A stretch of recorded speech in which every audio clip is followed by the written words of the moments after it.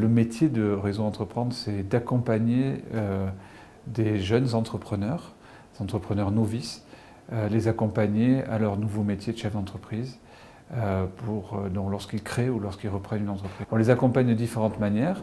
D'abord, on leur fait un prêt d'honneur. Un prêt d'honneur, c'est un prêt à la personne, un prêt de confiance. Et donc, c'est sans garantie et sans intérêt.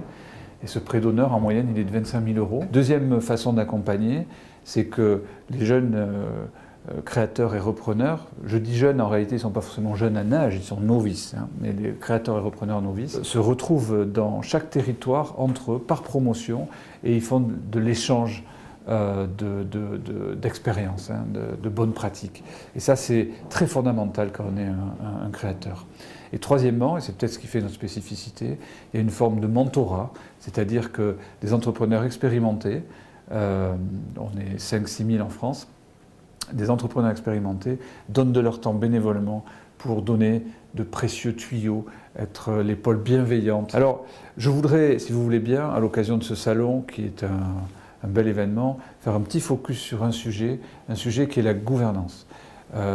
Les chercheurs toutes les études sont très claires sur un point, c'est que plus tôt on a mis en œuvre une gouvernance dans son entreprise, plus on a de chances de la pérenniser et plus vite le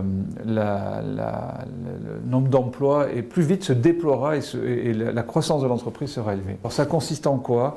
On prend dans son environnement, dans sa proximité à soi, la proximité de son entreprise, on prend des gens qui vont venir accepter bénévolement ou moyennant quelques défraiements, qui vont venir gracieusement, au moins 3-4 fois par an, se réunir pour parler avec du recul, sans forcément avoir une connaissance intime du marché dans lequel évolue l'entreprise, pour parler du devenir de l'entreprise, de sa stratégie, pour s'assurer que les choses minimales sont mises en œuvre, comme des tableaux de bord, comme le contrôle de trésorerie, comme le carnet de commandes clients.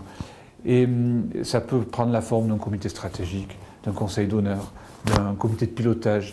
Appelez ça comme vous voudrez, mais ce qui est important, c'est que les membres soient extérieurs et qu'il y ait un grand formalisme, ordre du jour, respect de l'ordre du jour, compte rendu de réunion approuvé à la fois précédente.